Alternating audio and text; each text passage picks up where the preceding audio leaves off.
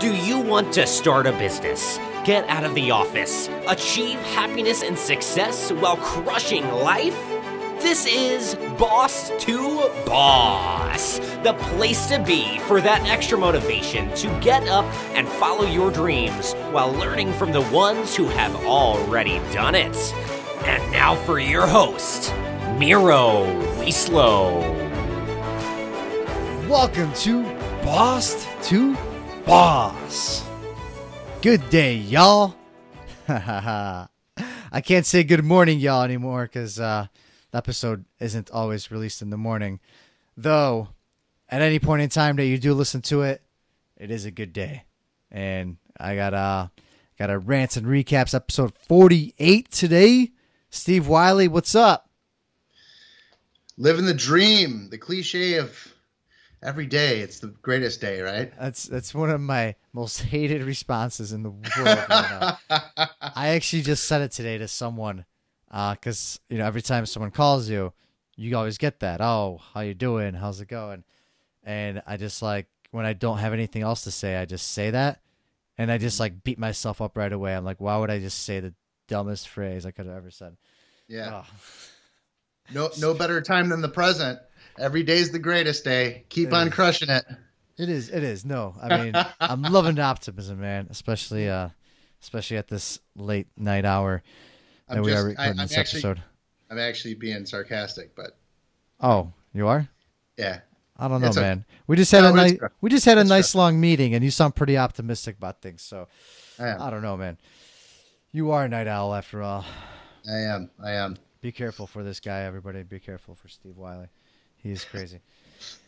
But today we got you guys a topic episode. We're going to focus on two specific questions that we come across as business owners and that you might come across whether or not you're just, whether or not you're running your own show or you're just a manager somewhere, anywhere you could be at. Maybe you're at the other side of the table and you could hear kind of where we're coming from, and maybe we could find a, little path in between and try to mend the damage that's been done. I think there's a lot of value in that. I mean, you don't have to be an owner. No. Sometimes it's nice to just for your own, mindset, just to understand where your boss is coming from. The ability to put yourself in somebody else's shoes is so important, whether you're the owner or you're the employee. So yeah, we just want to go into it with a few different things. Setting goals in business is important, but it doesn't have to just be business. That's topic one. What is topic setting two? Goals in life. And then also reoccurring problems with employees or reoccurring excuses that you give to your boss. Man, I was so good at these one day. I was so good. And now being at the other end of the table, it sucks. Not gonna lie, it sucks. You're like, man, I remember using this one day. My dog ate my homework. My kids that aren't even born yet, or that aren't. My grandma died. Yeah. My seventh grandma died. How many times can you use my grandma? I got to go to a funeral. Who's it this time? Oh, it's my 32nd cousin. I had seafood last night, and I'm on a toilet all day today. Maybe you just got a little bit of the wine flu. Exactly, the wine flu. Swine flu. Yeah. That being said, setting goals in business. Yeah, very important, right? Very important. Very important. And in life, and just in life in general. Yeah, setting goals. Making yourself accountable. Keeping yourself accountable, yeah. I mean, you can't hit your target if you don't have one, and you think so? I know so. Yeah? So I can't just go out there and do it. I need to write it down. Well, you can go out there and do it, but what are you going to be doing unless you kind of point yourself in a direction? You can't celebrate unless you have something that you accomplished, and to accomplish something, you have to kind of set out to do that. So it kind of goes hand in hand. A tip I got recently, and a lot of, especially being at Thrive, that event I spoke about last week in my episode, a lot of speakers talked about setting down something on paper, writing, making us the audience write things down during their presentation, just so we actually wrote it down, even though we probably would never look at it again. or somebody had an awesome idea that they put like the 5 things they need to do every day on their phone.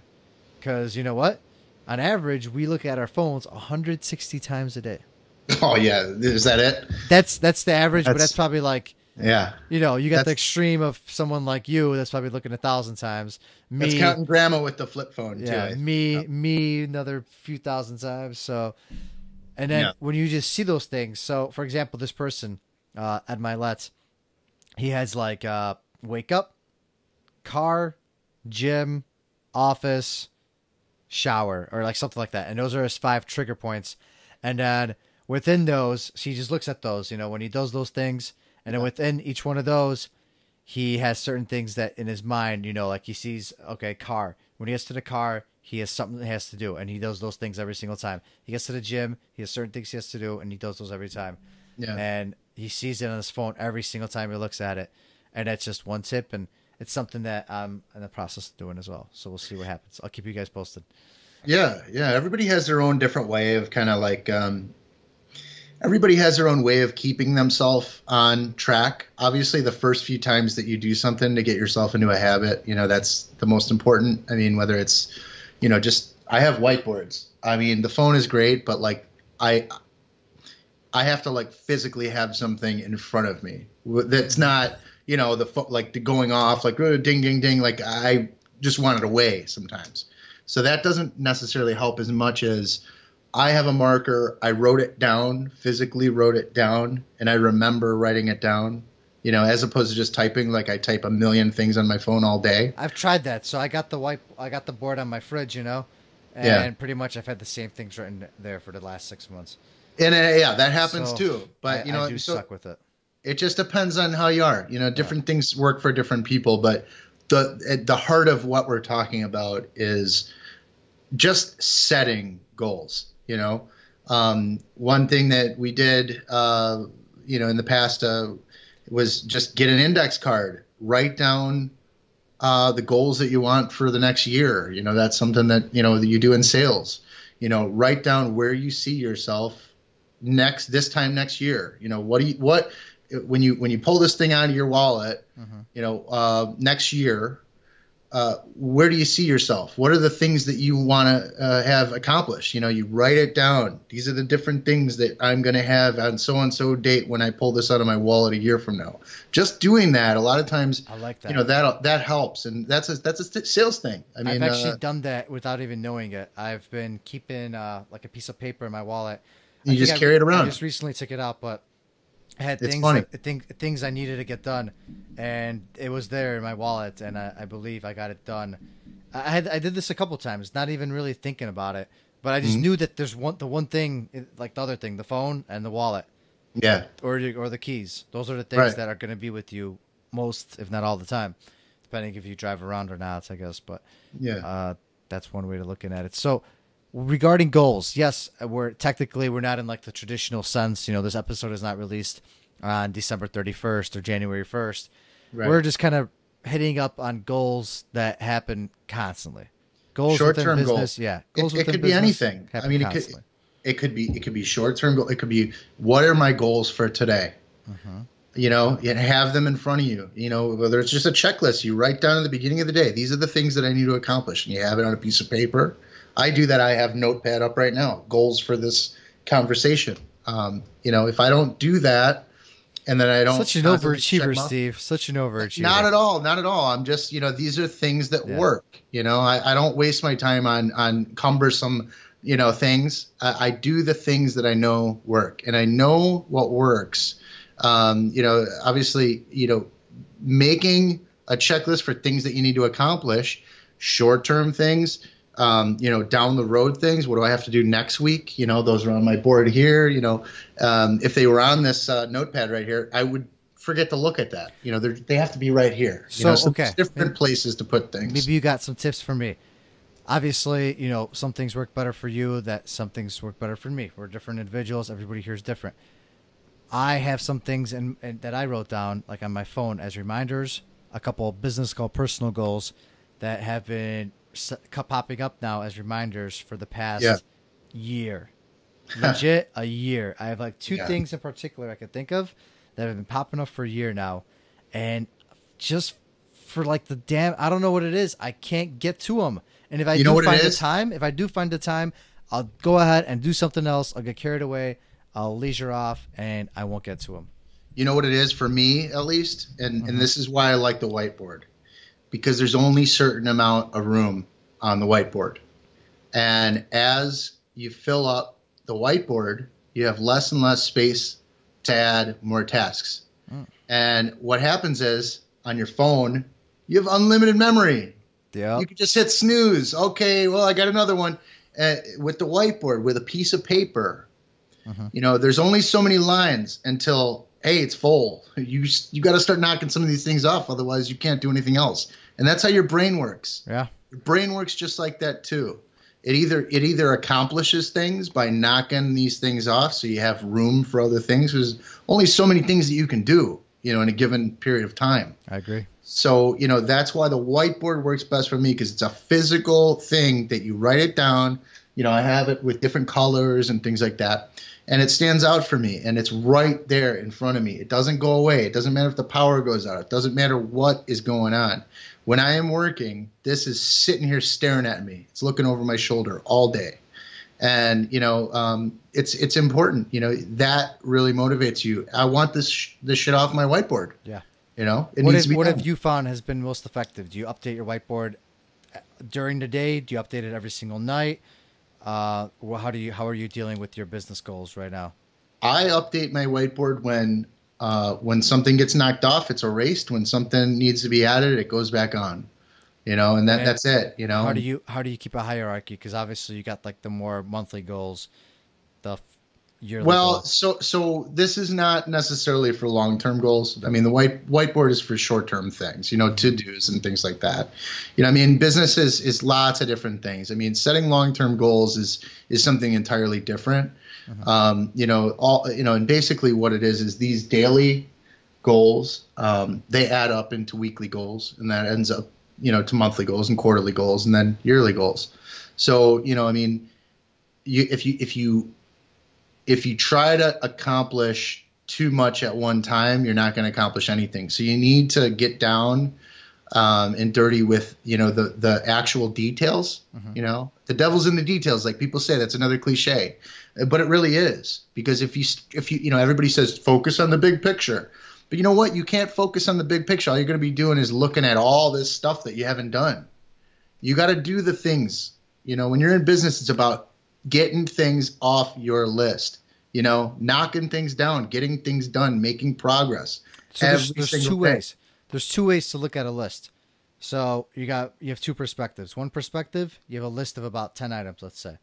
You have a bunch of items, you're like, oh man, I could knock these out right away. Boom, boom, boom.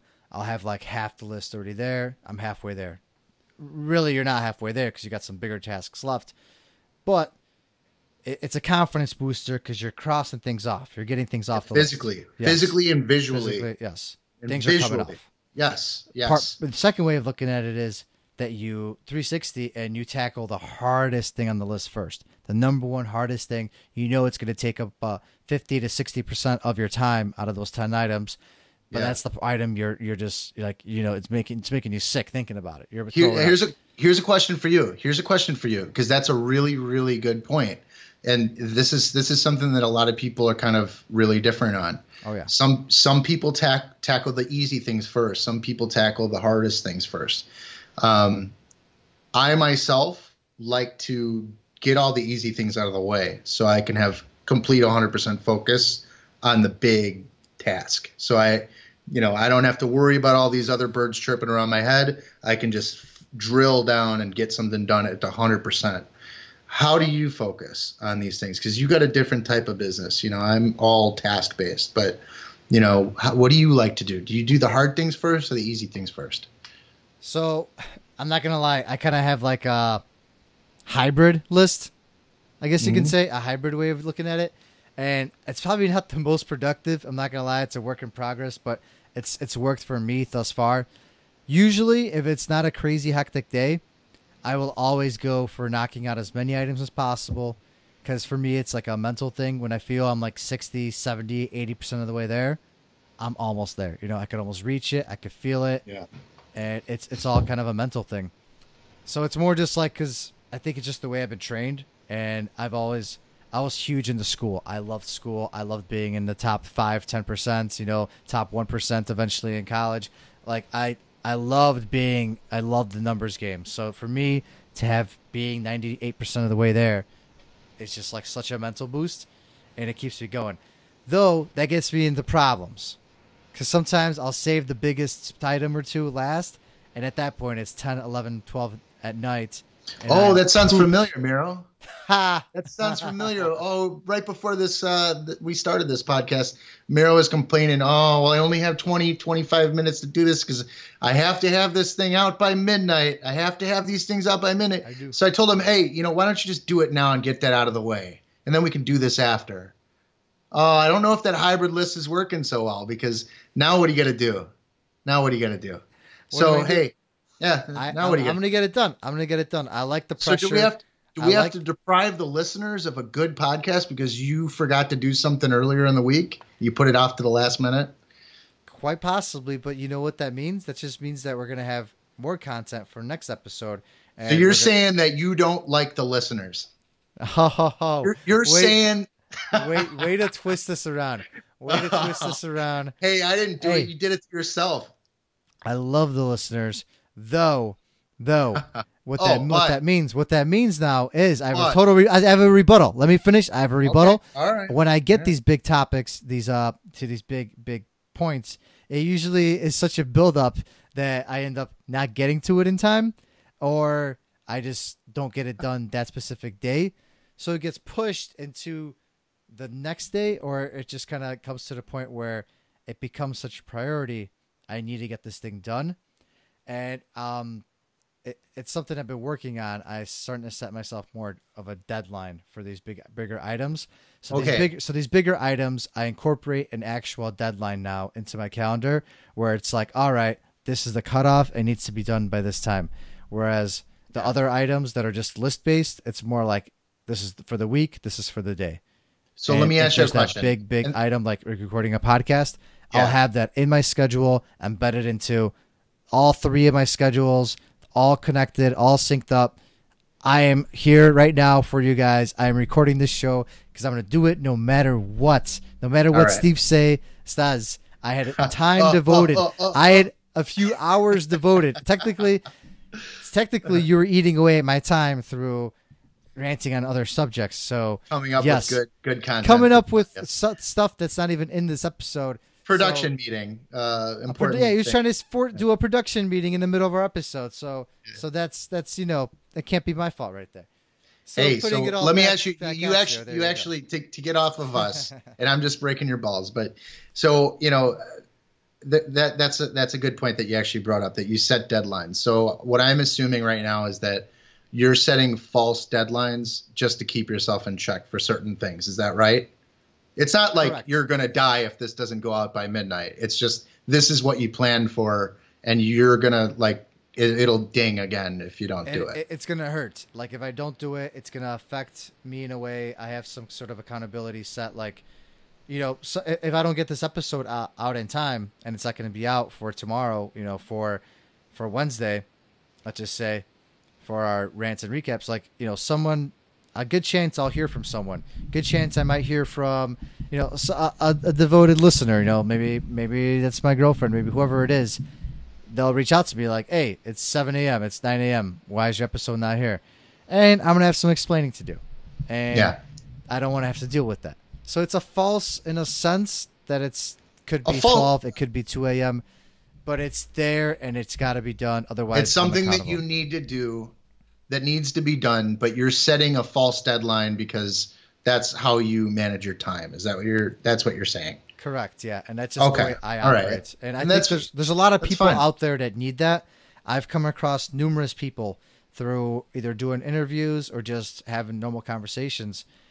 I guess you could kind of go back to college. Those are the people that got their shit done as soon as the homework assignment was assigned to them, and the ones that stayed up the last night and wrote their 20-page paper, starting at 12 Here's another end of the spectrum, and this fits directly into setting goals in business. Okay, and there's different types of people, but my mindset as far as business goes is, I would rather be late and have better work. Like for instance, if I tell somebody, because there's always false deadlines. You have to have some sort of accountability. It's not just a constant ongoing project. I mean, we do web design, and we do things like that where it's like, we have to build it and there's a time frame, and it's not, things happen, things get pushed back and all that. But, we give a loose deadline, like maybe like I don't know, 4 to 8 weeks, or sometimes more, sometimes less, whatever. But, we kind of have an idea how long things are going to take. But, when somebody comes to me and says, well, where's it at? It's taking longer. I'm more times than not, I get a better response from people when I say very clearly, it's going to take longer because we ran into this, and I just want to make sure that we're doing the best job for you, and this is why, So, when you give yourself that extra time and you allow yourself to get the job done correctly, even if it takes a little longer, because, when you set a goal, they're all false deadlines because we're just making them up. You're a business owner. You're the one setting the deadline for yourself. I mean, at the end of the day, unless someone's sitting there with a gun about to shoot you. Right, of course. They are. Unless it's the IRS. Unless it's the IRS, story. Yeah. Right. No, I mean, at the end of the day, what are they going to do? They'll fine you. They'll send you letters. Like, it's whether or not you have that drive, that fire, that you're going to get these things done. Well, there's certain things like the IRS, you want to get that done beforehand, so you're not even pushing that deadline. You do. And your reputation's on the line. At the end of the day, sure, absolutely, your reputation's on the line. For me, it's getting agreements, invoices, or whatever it is, proposals out to customers for our jobs. Getting jobs for my employees, and I'm accountable for that. If somebody's not going to hit their hours, I'm paying out of our pockets, out of the business's pockets, which in a sense comes out of my pocket. Absolutely. For work that wasn't done because I guaranteed them the hours because they are full time, and that sucks. I'm gonna end up on the streets if I keep doing that. And you bring up a valid point. I learned the hard way. I used to be like, oh, I'll get this over to you today. I'll get this over to you within the next hour or two. I do not do that anymore. I am so conservative with everything I say and do now. I am like, if this is gonna take 2 to 3 hours, I'm gonna say 3 to 4. If this is going to be done by the end of today, I say it might be more like by tomorrow morning or by tomorrow. And I still will try to get it today. I'll over deliver under promise, I guess. Or I don't know what the hell I just said. You said it right. But yeah, and I mean the worst thing that you could do is be the, like we talked about in some other episodes, be the yes guy. Oh, yeah, I can do that. I can do that. I can do that. Somebody has an unreasonable request, or maybe you feel that you should, maybe in your mind, you have an unreasonable kind of idea of when this stuff will happen. Sometimes it's actually in your head because you're the person that's talking to the customer. You're the person that's setting these things up for you to fail, a lot of times. You're setting these deadlines for yourself. So a lot of this is your own doing. And, when you're setting goals, you have to understand that these things can be moved. You're the one setting these things up. Now, are you planning on not hitting your deadline? No, of course not. You want to get it done before if you can, But at the end of the day, when you're closing up shop and you have a list of things that you said that you were going to get done, when you first started the day, you should be able to get most of that stuff done if you're realistic about it. Yeah. And if you can do that on a daily basis, then you're always going to hit your goals. And, when things happen, things come up, you'll be able to handle it. You'll be able to move something a little bit because you won't be so behind. Yeah. And then I do incorporate like a few buffer hours, half days, because things will pop up. Things will pop up every single day. Things always pop up. So I do incorporate buffer times throughout the week, which almost always get used up because by the time they come there, I'm already behind on things because there's such thing. You're human. Sometimes you get sick. Yeah. Sometimes yeah. you get sick. Yeah. I mean, that can happen. Knock on wood. It hasn't happened in a while. Right. Yeah. I haven't even really thought about that lately. Like I've been blessed with some good Yeah. health. I haven't even thought about that. Like I can't imagine how it would be to run things right now if I were to just get sick. Yeah, if you What got if sick, couldn't operate for a couple weeks. Sure, accidents happen, but you got to be able to be, able to kind of, go with it, man. You got to be able to go dark for a couple days if you have to, and which I've been practicing though, because the previous episode we mentioned, ways of stepping out of your business shoes and overlooking the business and letting it run. Yeah, that it is something I've been trying to do a little bit of. So I am trying to prepare for that. So I guess in a quick recap for me, I put the main things I know I need to get done with false deadlines, I guess you can say, in my actual calendar, which is pretty much synced to everything. So I had those. My calendar is like my baby. What's in that calendar, that's where I have to be. That will get done. That's like my number one thing. Then I have like my reminder list on my phone, and those are like the ongoing tasks that I sort of check off throughout the day as time permits. So I have my priority schedule and then my reminders, which is my ongoing task list. That's what's been working for me. For now. For now. And, I'm always looking to get better. There's always ways to improve. I mean, nobody's system is perfect, and sometimes there's new things that are developed. So it's just a matter of kind of realistically set daily goals. Knock them out. Keep your goals realistic. If you can get that done one day at a time, then chances are you'll be cool at the end of the week. And, the bottom line is, understand where you're trying to go. Do a little bit of math.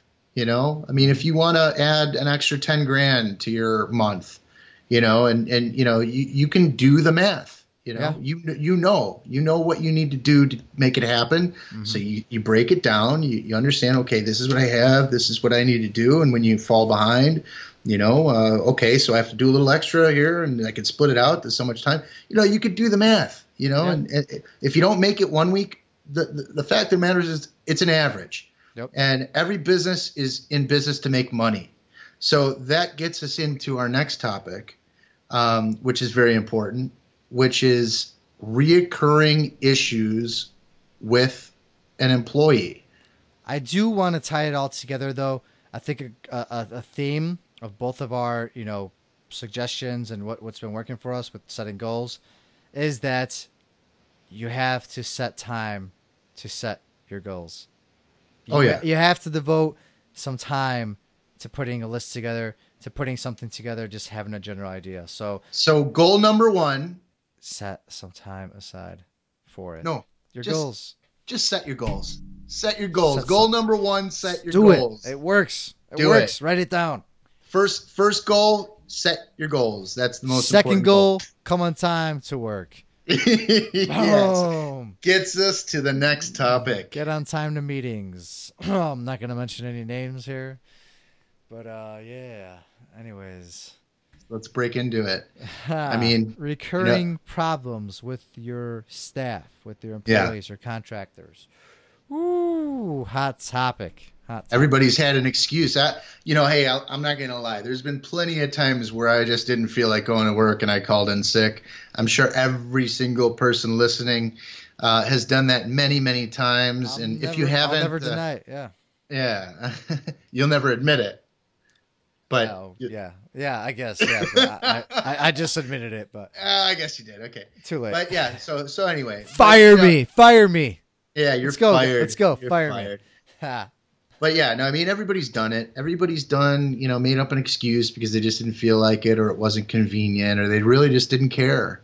And the thing about it is, with any business, it's you don't really realize how much that affects a company until you're running one. Yeah. And, you think that somebody else will do it. Don't worry. It'll get done. Who cares? You're screwing with other people's money. You are. And, it's rough. It's rough. Yeah. And so, I know you have a story. Great. No, you're making me really think about it because nowadays, yeah, I won't ever make any excuses up for anything anymore. Yeah. Because just like, someone being late today, for example, get my guys had a job, and one of the guys was running late for about 2 hours, and okay, didn't inform anybody, nothing, until like I realized it because I saw he wasn't clocked in and stuff.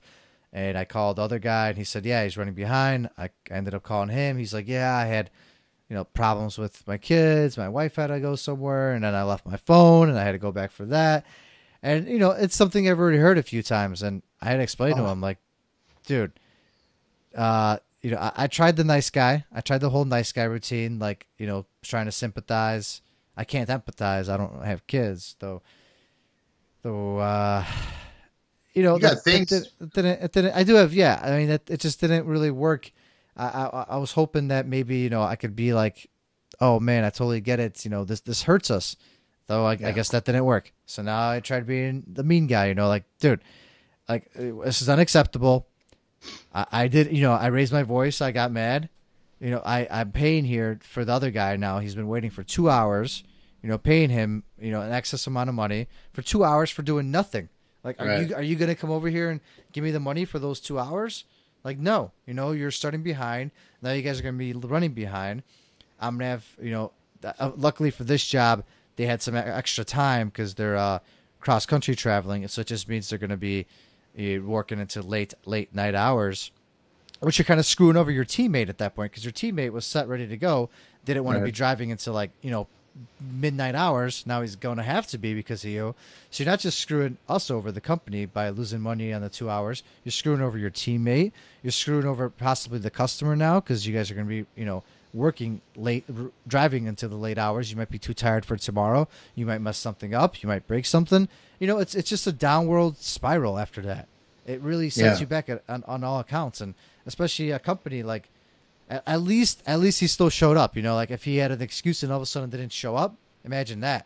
Yeah. I'd be over here booking myself a last second ticket for a flight back to DC, going to DC, going with no packed bag. Like this could have been a nightmare. And finding the right way to communicate with your staff when they keep doing these things, especially on a reoccurring basis. Like someone, for example, has been coming in late. Every other couple days, for example. And I've tried these two different approaches. We'll see what happens after this one. But pretty much my next thing in line, I was the nice guy first. I was the bad guy. Now I'm going to have to be the worst guy. The done guy. Yeah. Now you have to be the I'm done guy. Yeah. Yeah. Like, you're done guy. Yeah. That's it. We're either going to have to take it out of your check for the hours you're late, or we're going to have to have some sort of, just penalty. Maybe you just won't get you won't get as many jobs this week, or you won't get as good jobs this week. You won't have as much say. Something is going to have to get incorporated. And then if that's not followed for a few more weeks, then unfortunately a business is a business. You can only do so much before, you're drowning yourself and you're going to drown your business. It's bleeding money. Yeah. Yeah. I mean, it's a really tough thing, especially when you like the person. And have you had that situation happen? Oh, absolutely. Yeah. No, I mean, absolutely. 100%. I don't think anybody that's ever done business has, if you've ever done business in any way, even just management of any sort, I mean, like you want to kind of like give people a break, it's just human nature. If you're a good, decent person, like, you want to give them a break, I can understand somebody, somebody is, somebody's really just trying to work to, get their paychecks and work to pay their bills and work to keep their kids in school and be able to take their kids to school. Like you do, but here's the thing, do feel for them. You do. Here's the thing though. And, I mean, it's different for everybody. Everybody has like a different business model. Everybody has like a different, kind of like breaking point, and how a different amount of money that they can just screw off. I mean, with somebody that sucks. But I mean, at the end of the day, you are running a business, and the fact of the matter is, if if their kids are important, if their dog is important, if they're sick and they're tired and, this and that, and they forgot their phone and they're in shambles and everything's constantly going wrong, maybe just you don't want that around you. Maybe you're the nicest person, but if you're so nice and you really are so sorry, then fix it. Yeah. And if you can't fix it, you've done it, a few times, and I've told you, this and that, and that happens, but if there's a new excuse every time after a certain period of time, you got to understand that this person's just manipulating you. Yeah. And that's it. That's it. I mean, that's you're it. just you're being manipulated because like you just said, they're working for their check. They're working for their family and this and that. They're going to tell you anything in the world that they think that you're going to believe. Doesn't matter. Especially to keep the job. To keep their job, yeah. So, and it comes to the point where any other corporation, bigger company, they have that leverage of enough employees, they'll just let that person go right away. Being a small business, it's hard. Being a small business, it's not as easy to replace someone. It's a lot more costly. Not being able to book these jobs or training someone all over again. You don't have the systems in place yet. Compared to a multi-million, billion-dollar corporation where they have whole sections of the company devoted to HR and hiring people. Sure. It's a whole other ballgame.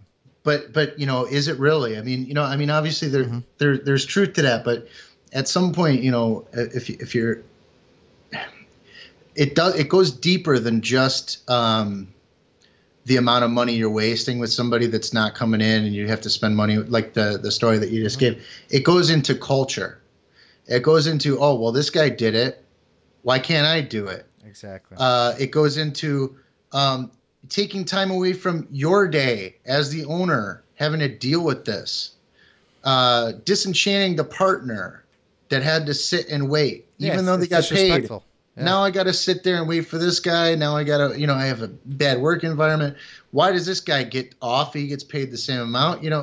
All this stuff, it's a festering sore. It is. And, and as a small business, you're more susceptible to those festering wounds. A corporation can absorb that stuff.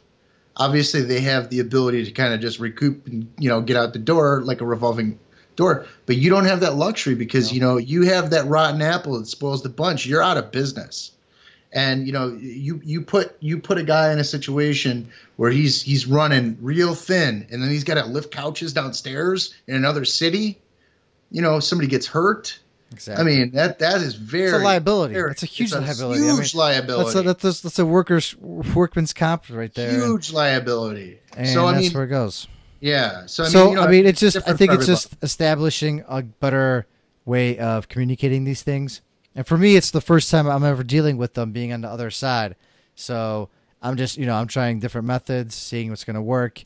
I did incorporate one method, and that was that we had, and initially we had a few breaks here and there. We did incorporate a policy that from now on, whatever's broken on the job, the whole team, splits it with us. So if an item costs $100, I'll pay $50, and then you guys are responsible for the other $50 now. So, and they split it. I incorporated that policy, and let's just say, item breakage went down real quick, real fast. I mean, I don't want to jinx it, but rarely does anything break anymore. Rarely.